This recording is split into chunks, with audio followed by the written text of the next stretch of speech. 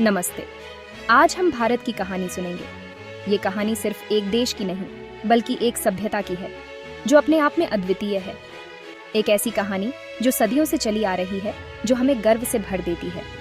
ये कहानी है हमारे पूर्वजों की, उनकी मेहनत, उनकी बुद्धिमत्ता और उनकी संस्कृति की। ये कहानी है उस भारत की जो कभी सोने की चिड़िया कहलाता था। सोने की चिड़िया, एक ऐसा नाम जो भारत की समृद्धि और वैभव को दर्शाता है।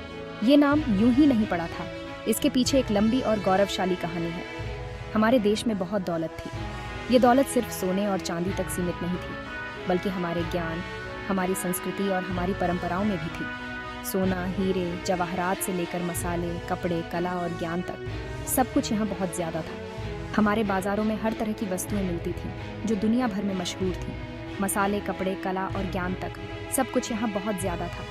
हमारे देश के व्यापारी दूर दूर तक व्यापार करते थे और हमारे वस्त्र, मसाले और कला की मांग हर जगह थी। सब कुछ यहाँ बहुत ज्यादा था। हमारे समाज में हर व्यक्ति के पास कुछ न कुछ विशेष था, जो उसे दूसरों से अलग बनाता था। दुनिया भर के लोग भारत की अमीरी और संस्कृति देखने आते थे। वे हमारे मंदिरों, महलों और बाजारों की भव्यता से मंत्रमुग्ध हो जाते थे। भारत की ये अमीरी और शान किसी से छिपी नहीं थी।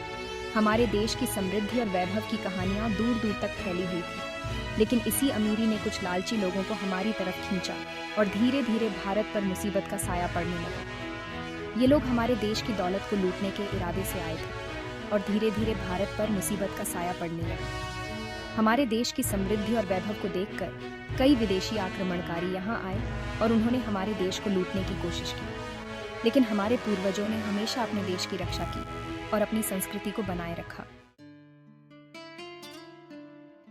16वीं शताब्दी में यूरोपियन ताकतों का आना शुरू हुआ। पुर्तगाल, डच, फ्रांसीसी और अंग्रेज व्यापार के लिए भारत आए। शुरुआत में वो सिर्फ व्यापार करना चाहते थे, लेकिन धीरे धीरे उनके इरादे बदल गए। ईस्ट इंडिया कंपनी, जो एक व्यापार करने वाली कंपनी थी, धीरे धीरे अपनी जड़ें मजबूत करने लगी। उन्होंने देखा कि भारत के राजाओं को लड़वाकर वो यहाँ राज कर सकते हैं। देखते ही देखते ईस्ट इंडिया कंपनी ने अपनी फौज बढ़ा ली। शुरुआत में कंपनी का उद्देश्य केवल व्यापार करना था, लेकिन जल्द ही उन्होंने अपनी सैन्य शक्ति को बढ़ाना शुरू कर दिया। उन्होंने अपनी सेना को आधुनिक हथियारों और तकनीकों से लैस किया, जिससे उनकी ताकत और भी बियाराज गई। उन्होंने भारत के राजाओं को आपस में लड़वाया और कमजोर बना दिया। कंपनी ने भारतीय राजाओं के बीच फूट डालने की नीति अपनाई, जिससे वे आपस में लड़ीडियाते रहे और कमजोर होते गए। इस तरह कंपनी ने धीरे धीरे भारतीय राज्यों पर अपना नियंत्रण स्थापित कर लिया। धीरे धीरे उन्होंने पूरे भारत पर कब्जा कर लिया। कंपनी ने अपनी सैन्य और राजनीतिक ताकत का इस्तेमाल करके भारतीय उपमहाद्वीप के बड़े हिस्से पर अपना अधिकार जमा लिया। उन्होंने स्थानीय प्रशासन को अपने अधीन कर लिया और अपने कानून और नीतियां लागू की। भारत का धन गलत तरीके से इस्तेमाल होने लगा। कंपनी ने भारतीय संसाधनों का जमकर दोहन किया। उन्होंने यहाँ की संपत्ति और धन को ब्रिटेन भेजना शुरू कर दिया, जिससे भारत की आर्थिक स्थिति कमजोर होती गई। कच्चा माल सस्ते में ले जाया जाता और तैयार माल महंगे में बेचा जाता। कंपनी ने भारतीय कच्चे माल को सस्ते दामों पर खरीदा और उसे ब्रिटेन में तैयार करके महंगे दामों पर भारत में बेचा। इस व्यापारिक असमानता ने भारतीय व्यापारियों और कारीगरों को भारी नुकसान पहुंचाया। इससे भारतीय व्यापार बर्बाद हो गए और गरीबी बढ़ने लगी। कंपनी की नीतियों के कारण भारतीय उद्योग और व्यापारिक गतिविधियां ठप हो गईं। लोगों की आजीविका छिन गई और गरीबी और बेरोजगारी बढ़ने लगी। इस तरह व्यापार से शुरू हुई कंपनी ने धीरे धीरे भारत को अपने अधीन कर लिया और यहाँ के लोगों को आर्थिक और सामाजिक रूप से कमजोर बना दिया। भारतीय लोगों पर अंग्रेजों का जुल्म बढ़ता ही गया। अंग्रेजों की नीतियों और अत्याचारों से भारतीय जनता त्रस्त हो चुकी थी। उनके अधिकारों का हनन हो रहा था और उनकी संस्कृति का अपमान किया जा रहा था। उनके धर्म का अपमान किया जाने लगा और उन्हें नीचा दिखाया जाने लगा। भारतीय समाज के हर वर्ग को अंग्रेजों के अत्याचारों का सामना करना पेडीडीडियाच रहा था। किसानों से लेकर सैनिकों तक सभी अंग्रेजों की नीतियों से परेशान थे। 1857 में एक छोटी सी घटना ने पूरे देश में आग लगा दी। यह घटना मेरठ में हुई, जहां भारतीय सैनिकों ने अंग्रेजों के खिलाफ विद्रोह कर दिया। इस विद्रोह ने पूरे देश में स्वतंत्रता की लहर पैदा कर दी। कहा जाता है कि अंग्रेजों ने जो कारतूस सेना को दिए थे, उनमें गाय और सूअर की चर्बी थी। ये भारतीय सैनिकों के धार्मिक भावनाओं का अपमान था, जिससे वे भड़ाड़क उठे। इस घटना ने विद्रोह की चिंगारी को हवा दी। ये घटना चिंगारी की तरह थी और पूरे देश में विद्रोह की आग फैल गई।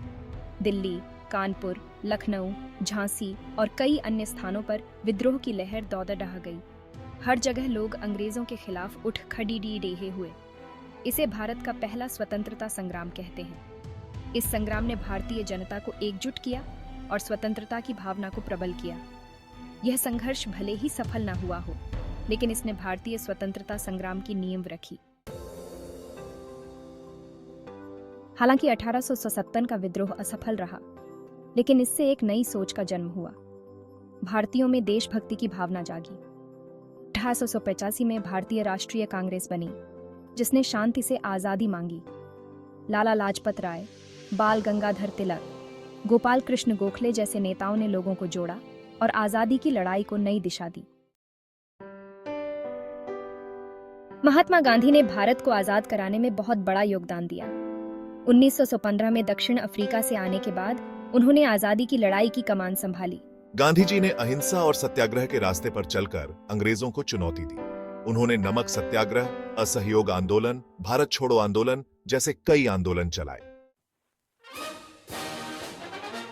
गांधी जी के साथ साथ और भी कई स्वतंत्रता सेनानियों ने महत्वपूर्ण भूमिका निभाई। सुभाष चंद्र बोस ने तुम मुझे खून दो, मैं तुम्हें आजादी दूंगा का नारा दिया और फॉरवर्ड ब्लॉक बनाया। भगत सिंह, राजगुरु, सुखदेव जैसे क्रांतिकारियों ने हथियारों के दम पर अंग्रेजों से लोहा लिया। सरदार वल्लभ भाई पटेल ने छोटी छोटी रियासतों को भारत में मिलाने में अहम भूमिका निभाई। 13 अप्रैल 1919 का दिन भारतीय इतिहास में काले दिन के रूप में जाना जाता है। इस दिन अमृतसर के जलियांवाला बाग में एक शांतिपूर्ण सभा पर जनरल डायर ने गोलियां चलवा दी थी। इस घटना से पूरा देश गुस्से में आ गया और अंग्रेजों से नफरत और भी बाज गई। दूसरे विश्व युद्ध के बाद अंग्रेजों की ताकत कम हो गई थी। भारत में आजादी की मांग अपने चरम पर थी। अंततः 15 अगस्त 1947 को भारत आजाद हुआ। यह एक लंबी और कठिन लड़ाई का नतीजा था। बहुत से लोगों ने अपनी जान दे दी, अनगिनत यातनाएं सही।